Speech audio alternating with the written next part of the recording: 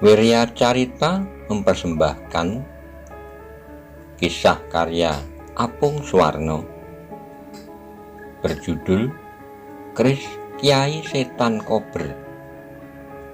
Selamat menikmati. Salam budaya. Monggo kula aturi subscribe, like, komen, saha share. Matur nuwun.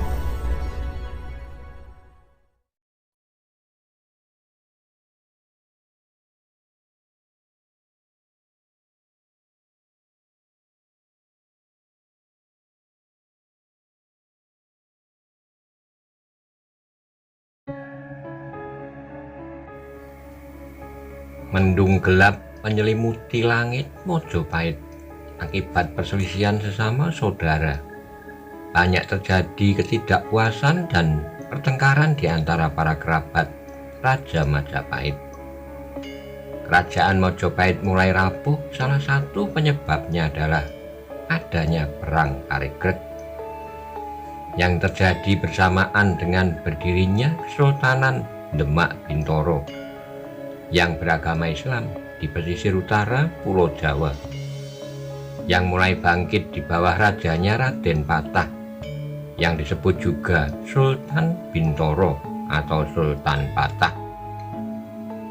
Keruntuhan kerajaan Mojopahit terjadi ketika para prajurit Mojopahit di bawah Prabu Brawijaya Pamungkas bertempur melawan pasukan Demak di bawah pimpinan Senopati Agung Kesultanan Demak Sunan Ngudung, Senopati Agung Kesultanan Demak Bintoro. Sunan Ngudung gugur, terbunuh oleh Senopati Agung Mojopahit, Adipati Terung. Kemudian Sunan Ngudung pun digantikan oleh Sunan Kudus. Pasukan Demak di bawah pimpinan Sunan Kudus berhasil mendesak pasukan Mojopahit, sehingga pasukan Mojopahit mengalami kekalahan. Sehingga sejak saat itu pudarlah masa kejayaan Mojopahit. Warga kerajaan tercerai-berai dan terpaksa meninggalkan istana. Raja Mojopahit Prabu Brawijaya Pamungkas melarikan diri menuju ke arah Gunung Lawu dan terpaksa berpisah dengan sebagian keluarga kerajaan yang lainnya. Salah satu putra sang Prabu Brawijaya Pamungkas yang bernama Pangeran Dayaningrat atau juga disebut Adipati Dayaningrat, penguasa Kadipaten Pengging Witoradya di kaki Gunung Merapi sebelah tenggara. Dalam suasana kerajaan yang carut-marut terpaksa kehilangan istrinya, Dewi Asmayawati, yang meninggal dunia. Kesedihan yang mendalam karena kehilangan istrinya menyebabkan Adipati Dayaningrat jatuh sakit. Tak lama kemudian Adipati Dayaningrat juga meninggal dunia menyusul istrinya. Tinggallah sekarang dua orang putra Adipati Dayaningrat yang sulung bernama Kebo Kanigoro dan yang bungsu bernama Kebo Kenongo. Umur keduanya hanya terpaut beberapa warsa saja. Waktu demi waktu telah berlalu. Kebo Kanigoro lebih sering tidak berada di Pengging dan menyerahkan urusan wilayah Pengging kepada adiknya Kebo Kenongo. Kebo Kenongo memeluk agama Islam dan disebut juga Ki Ageng Pengging. Kemudian ia pun juga bersahabat dengan beberapa orang pinunjul lainnya. Suatu saat Ki Ageng Pengging terkejut ketika kedatangan dua orang tamu, utusan dari Sultan Demak Bintoro, dan dengan hormat Ki Ageng Pengging menemui tamu utusan raja. Setelah berbincang mengenai berbagai hal, sampailah kedua tamu itu mengatakan bahwa ia mengemban dawuh dalem Kanjeng Sultan Demak Bintoro. Dawuh dalem Kanjeng Sultan Patah memerintahkan Ki Ageng Pengging untuk menghadap Sultan Demak Bintoro. Pada kedua utusan itu, Ki Ageng Pengging mengatakan, "Mohonkan ampun pada Kanjeng Sultan, saya belum bisa menghadap Kanjeng Sultan sekarang."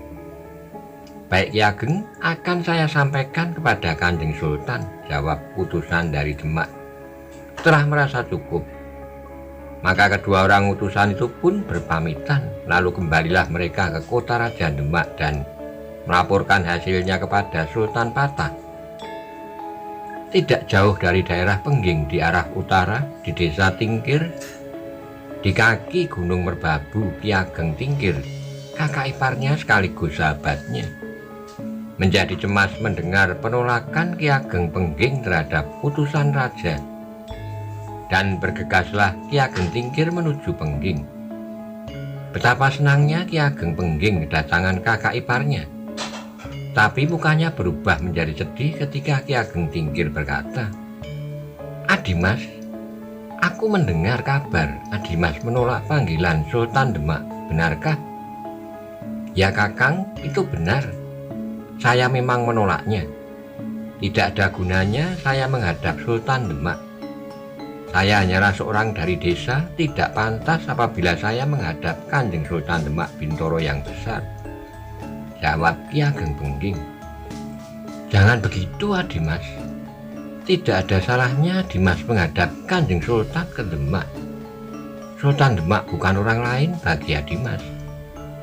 Ki Ageng Pengging adalah putra Adipati Dayaningrat, cucu Sang Prabu Brawijaya Pamungkas. Sultan Bintoro adalah kakak dari ibumu, Dewi Asmoyawati," kata Ki Ageng Tingkir. "Kakang, mengapa baru sekarang Kanjeng Sultan teringat akan saudaranya yang di desa?" tanya Ki Ageng Pengging. "Adimas menolak panggilan raja dapat diartikan memberontak terhadap kekuasaan Sultan. Lebih baik Adimas menghadap Kanjeng Sultan. Biarlah Kakang nanti mengantar Adimas ke Demak," kata Ki Ageng Tingkir. "Sudahlah Kakang, terima kasih. Tidak usah. Biarlah aku untuk kali ini tidak menghadap Kanjeng Sultan," kata Ki Ageng Pengging. Demikianlah mereka berbincang sampai sore. Ki Ageng Pengging saat itu dalam keadaan hamil. Sudah saatnya melahirkan, dan malam itu juga Ki Ageng Pengging telah memanggil dalang wayang beber untuk main di pendopo. Hari itu hari Rebu Legi, 8 Jumadilakir tahun Dal, musim kelima, di saat hampir fajar. Lahirlah seorang bayi laki-laki, anak Ki Ageng Pengging. "Kakang, sudilah Kakang memberi nama pada anakku ini," pinta Ki Ageng Pengging. "Baiklah Dimas, anakmu ku beri nama Mas Karebet. Nama Karebet artinya adalah wayang beber, karena lahirnya bertepatan dengan pertunjukan wayang beber," jawab Ki Ageng Tingkir. "Terima kasih Kakang," kata Ki Ageng Pengging. Selama 3 hari Ki Ageng Tingkir berada di Pengging, berbincang-bincang sambil melihat dan menimang Mas Karebet dengan sukacitanya. Dalam pada itu 2 orang utusan Sultan Patah telah sampai di kota Raja Demak dan melaporkan hasilnya kepada Kanjeng Sultan Patah. "Panggil Ki Ageng Wonolopo sekarang," kata Kanjeng Sultan Patah pada seorang prajurit Wirotamtomo, "untuk manggil penasehat kerajaan." Ki Ageng Wonolopo dan dengan tergesa-gesa menghadaplah Ki Ageng Wonolopo di hadapan Kanjeng Sultan Bintoro. Ki Ageng Wonolopo yang dulunya adalah Ki Patih Wonosalam telah mengundurkan diri sebagai patih dan berganti nama menjadi Ki Ageng Wonolopo, dan sekarang ia telah diangkat menjadi penasehat Kasultanan Demak. "Kakang Wonolopo," kata Sultan Bintoro. "Dawuh dalem Kanjeng Sultan," jawab Ki Ageng Wonolopo sambil menunduk. "Kakang Wonolopo, ketahuilah Ki Ageng Pengging saat ini tidak mau menghadap ke Demak. Itu bisa diartikan kalau ia membantah perintah raja. Sudah bisa dianggap memberontak pada raja," kata Sultan Bintoro. Dengan penuh perhatian Ki Ageng Wonolopo mendengarkan kata-kata Sultan Bintoro. "Kakang Wonolopo, pergilah ke Pengging, temuilah Ki Ageng Pengging. Sampaikan pesanku, suruh dia datang menghadapku ke Demak," kata Kanjeng Sultan. "Sendika dawuh Kanjeng Sultan," jawab Ki Ageng Wonolopo. Berangkat secepatnya Kakang, lalu hasilnya segera Kakang laporkan kepadaku, kata Sultan Bintoro. Ki Ageng Wonolopo mengerti dengan jelas maksud Sultan Bintoro. Ia mohon diri dan segera mempersiapkan untuk pergi ke Pengging dengan 4 orang prajurit Demak. Meskipun usia Ki Ageng Wonolopo telah lanjut, tapi ia masih tangkas untuk melakukan perjalanan ke daerah Pengging. Perjalanan dari Demak menyusuri tepi Sungai Tuntang, menuju arah ke selatan lalu berbelok ke arah matahari terbenam. Jauh sebelum sampai di Rawapening, rombongan Ki Ageng Wonolopo berbelok ke selatan. Di kejauhan nampak Gunung Merbabu dan kaki-kaki mereka terus melangkah menuju daerah Pengging yang terletak di kaki Gunung Merapi. Setelah sampai di Pengging, Ki Ageng Wonolopo langsung menuju pendopo Pengging, mengutarakan maksudnya untuk menemui Ki Ageng Pengging. Ki Ageng Pengging menyambut kedatangan tamunya, utusan dari Demak, dengan penuh hormat. Selamat datang di Pengging, Ki Ageng Wonolopo, silahkan duduk, kata Kebo Kenongo. Terima kasih anak Mas Pengging, jawab Ki Ageng Wonolopo. Setelah beristirahat sejenak, sampailah Ki Ageng Wonolopo menerangkan tujuannya menemui Ki Ageng Pengging. Semua yang diperintahkan oleh Kanjeng Sultan Bintoro telah disampaikan semuanya kepada Ki Ageng Pengging. Anak Mas Pengging dipersilahkan sowan ke Keraton Demak menemui Kanjeng Sultan Bintoro, kata Ki Ageng Wonolopo. Ki Ageng Wonolopo, saya mohon maaf, saat ini saya belum dapat sowan ke kota Raja Demak, kata Kebo Kenongo. Berarti anak Mas Pengging tetap tidak mau sowan Kanjeng Sultan Demak, tanya Ki Ageng Wonolopo. Belum Ki Ageng, sampaikan permohonan maaf saya kepada Kanjeng Sultan Batak, jawab Ki Ageng Pengging. Baiklah anak Mas Pengging, kalau begitu anak Mas saya beri waktu 3 warso untuk sowan ke Demak. Setelah lewat 3 warso, kalau anak Mas Pengging tetap tidak mau datang ke Demak, maka semua tindakan selanjutnya terserah Kanjeng Sultan Bintoro, kata Ki Ageng Wonolopo. Terima kasih Ki Ageng, jawab Ki Ageng Pengging. Ki Ageng Wonolopo beserta pengawalnya kemudian mohon pamit dan diantar sampai di luar pendopo. Kembali Ki Ageng Wonolopo beserta 4 pengawalnya melakukan perjalanan ke arah utara, menuju kota Raja Demak. Sampai di kota Raja Demak, Ki Ageng Wonolopo tidak pulang ke rumah dulu di daerah Wonosalam, tetapi langsung menuju Keraton Demak menghadap Kanjeng Sultan Batak. Setelah diterima Sultan Bintoro, maka Ki Ageng Wonolopo menceritakan semua pertemuannya dengan Ki Ageng Pengging. Runtut teratur mulai dari awal sampai akhir. Hamba memberi batas 3 warso, kalau sudah sampai 3 warso Ki Ageng Pengging tetap tidak mau menghadap ke keraton, maka hukuman yang harus diterima oleh Ki Ageng Pengging terserah kepada Kanjeng Sultan, kata Ki Ageng Wonolopo. Baiklah Kakang, sebelum 3 warso mudah-mudahan Adimas Kebo Kenongo mau datang ke kota Raja Demak, kata Sultan Bintoro. Waktu terus berlalu, siang berganti malam dan malam pun telah berganti menjadi pagi. Tak terasa waktu sudah berjalan 3 warso dan selama ini Sultan terus menunggu kedatangan Ki Ageng Pengging. Penantian yang sia-sia, gumam Sultan Bintoro. Biar nanti Kanjeng Sunan Kudus yang menyelesaikan persoalan ini sebagai duta pamungkas.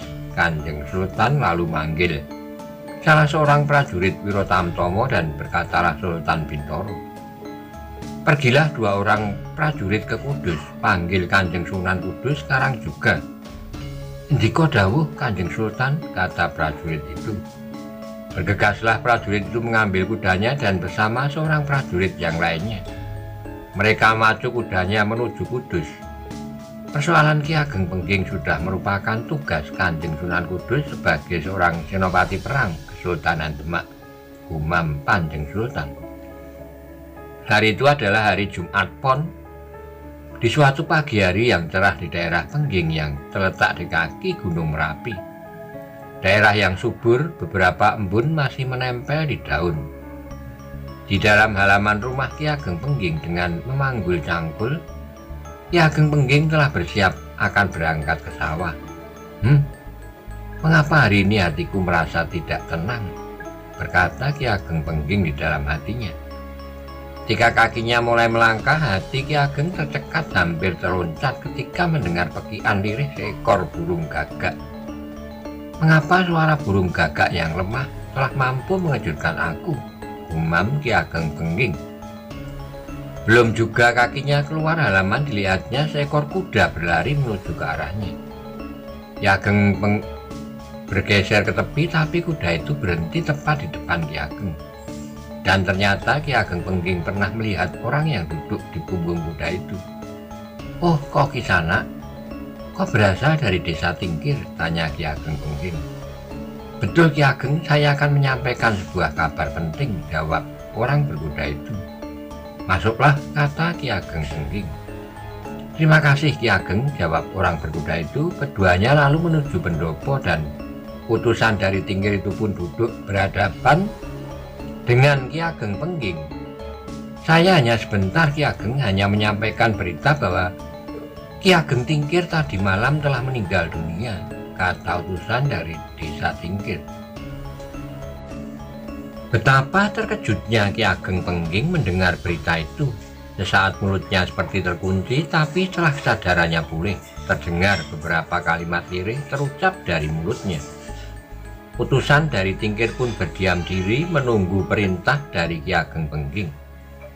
"Pulanglah dulu ke Tingkir, aku segera ke sana," kata Ki Ageng Pengging.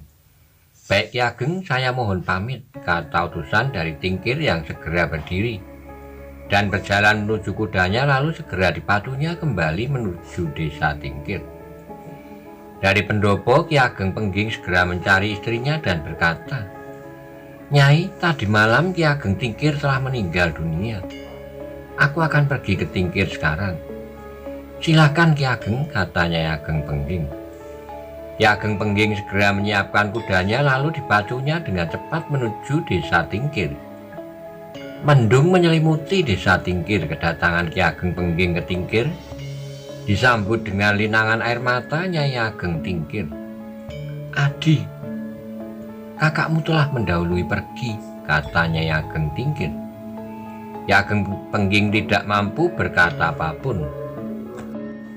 Dirinya merasa kehilangan atas kematian Ki Ageng Tingkir, kakak ipar sekaligus sahabat dan saudara seperguruannya. Terlintas dalam ingatannya, selama ini mereka bersama-sama menuntut ilmu, mengalami susah dan senang berdua. Dan sekarang Ki Ageng Tingkir telah mendahuluinya. Dilihatnya Nyai Ageng yang masih berurai air mata.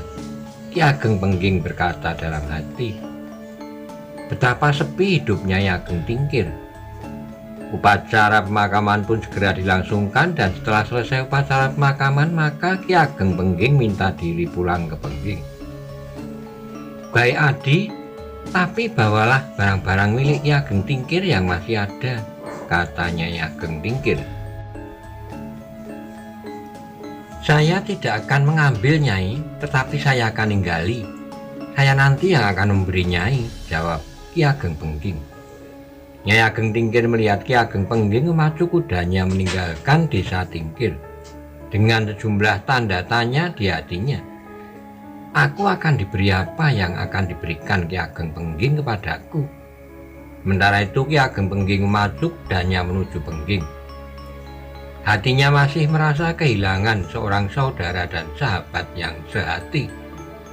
Ketika memasuki daerah Pengging, lari kudanya diperlambat. Karena setiap bertemu dengan rakyat Pengging, dilihatnya rakyat Pengging mengangguk hormat kepadanya. Rakyat Pengging yang sederhana, mereka petani yang rajin, memang sangat menyintai pemimpinnya.